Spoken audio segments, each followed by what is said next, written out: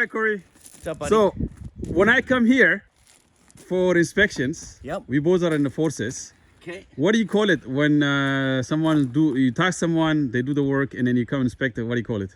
What do you mean? Like, Well, you say to me all the time, sergeant's inspection. the sergeant's Go inspection. do sergeant's Go do the inspection. yeah, well, just making sure that somebody passes over everything. Make sure that we don't pass over any faults. Yeah, exactly. Because a lot of times you might miss something that somebody else will catch, right? Yeah. But really, we're on our way right now, Arif. We're Yeah. on our way. Like Yeah. you keep saying the winter's gonna slow us down, but I'm telling you right now, we're gonna be standing here and it's gonna be minus 30 and be like nothing slows us down. I don't know. We'll We see. don't let nothing. I get hate in winter. our I'm way. from We Africa, win. so. We win, and that's what I mean. If you were Canadian, you'd be like, we're going through the winter. We're going through the winter. But don't worry, this is the thing. Like today, I'm Canadian, yeah. but not born in Canada. But what I'm saying is, like today, Yeah. we meet in the middle. Yeah, Perfectly. okay. So here, we had back and forth with this thing. We learned a lot, right? Yeah. I worked with a plumber from in the military. She's not certified plumber, Yeah. and she did this like in a day. But I learned a lot from her, and then I learned from inspectors in the city, right? The rise of a plumbing, the ideal rise of a plumbing is 1/8, Yeah. and there was a little bit of struggling for you and I. Right. A couple of times I have to come back to make sure it's 1/8, but you finally got it done, huh, Corey? You got it to 1/8 now. 1/8 leveling on the plumbing. Yeah. Yeah, It's, and we make sure we meet all the codes, right? Like you have to have clean outs just outside of the house and then just inside of the house before it leaves. right. And we figured out all the vents for your toilets, and we're gonna box in your ground shower place. Yeah. Yep. And you got the dimensions for your toilets, right? And roughed in master Roughed bedroom in. windows. We wrapped in bedroom windows also today. That's why we did that today. So basically, majority of the work is for a plumbing, and basically we just we looked at the plan where the toilets are, and where the sinks and where their laundries are, and we just built plumbing right to it. And also it made sense to have a center drain. I said it before, because the septic tank is right about there, and all you have to do is meet halfway for that furthest toilet, and another toilet over here, and another furthest toilet over here. So Corey has done an amazing job, eh? So I share my experience with Corey, and Corey put them together, and then I will come and inspect. If there's any things that he overlooked, we correct that and we move on, right? So you can see he amazed me by going 3 feet high. It looks like he also mastered ICF now, right, Corey? You mastered ICF now. Yeah, buddy. Ain't shit on me. What? See, you didn't have any issues. Like we were like a little bit off with at the beginning with common seam when you started, but then you figured it out very quickly. It's pretty nice. Right, it looks very nice. Like you just have to match one after the other, right? Yeah. Is this one matching? Yes. Everything. Yeah, it's matching. Yeah. Yeah, perfect. Like you're doing it. Yeah, you're doing amazing work. So, and we started the door openings here, right? So I showed Corey how, based on my experience building my house, what is a best practice around the door opening. We'll talk about that later when we go over it. Basically, is the guy from Anvik company, the expert came and showed me to use 2x10. There are people building Anvik ICF near us, and they don't do it that way. Take a bit off. We're gonna do it this way, which is ideal. Take a bit off there. Yeah, though, bit still. one half inch. We're gonna take that off. So, and yeah, the pillars too. He's got all the pillars correctly. And another thing that came up, another couple of problems that I suggested to Corey. Actually, Corey we didn't talk about this. It's better that I talk. It's good that I'm talking about it in the video. This is your garage, right? Right. Now, between your garage and your house, it would not make sense to have an ICF wall. So it's gonna be 2x6 wall, right? Right. So this area is gonna be 2x6. However, you can also put a beam across, and then this will be no load bearing wall. In the future, if you want to renovate, you can remove the wall. Yeah. But that doesn't make, it's just a more money. Yeah. So Eric said, just go. Eric is our designer, our structural engineer. Right.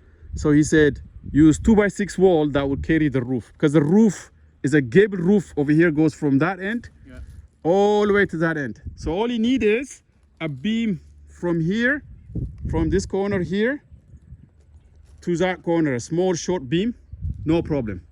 To that corner. Yes, and it will be supported with 2x6 sandwiched column. Yep. So you're gonna have 2x6 column that can carry the beam from this side to that side. Yep. And also he said, over here, you don't need any load bearing wall over here at all. Okay, but you need a post right here, which will build it using 2x6 right here. Hold The beam, the center beam that goes across the garage. Right. There's gonna be a center beam across the garage. An improvement that I did, I had a discussion with our structural engineer. In the plan, there's supposed to be a post here, right, Corey? To carry True. the beam for the garage. Yep. But they would do that to save money, like people, non-custom builders. Yep. They will put a post there to save money, because if they don't put a post, you need a bigger, massive, a thicker beam, which Right. costs more money. Right. Or it's better not to have a beam, right? Right. And pay a little more sorry, it's better not to have a post and pay a little more for the beam. And that's the plan. And So we you're got gonna more have room. 20 feet wide garage door. And we which- got more room so we can park my truck. Exactly. You can park your truck. You can park two trucks. That, like you see, almost the width of the entire truck. He's gonna back up into here, and if he wants to drive in, also he can do that, because there's not gonna be any post over here. And that's the door to utility room. That's where he enters the utility room. And this is as high as he will go for the garage, so that the concrete for the garage is level with this ICF.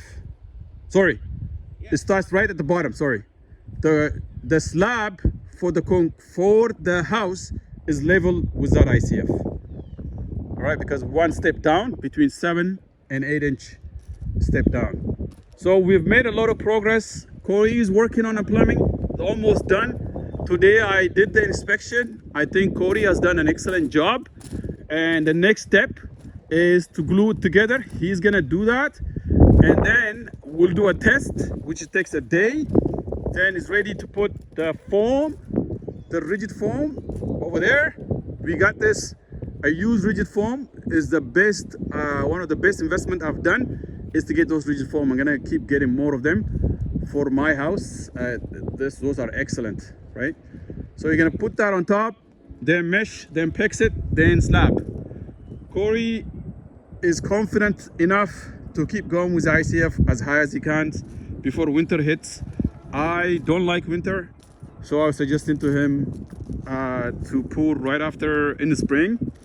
But we'll see how it goes along. He's gonna keep building the ICF, and then we'll see, how far it would take him, and then we'll go from there. So another also improvement that I did just outside of the plan. In the plan, he has a slab outside right there, right? A slab, and he has a window over here. I suggested to have an 8-foot wide door here. You can come out, litter the slab. So he added this, it wasn't in the plan. And then he can carry on a big deck outside. He can just walk from dining room onto this area, which is beautiful.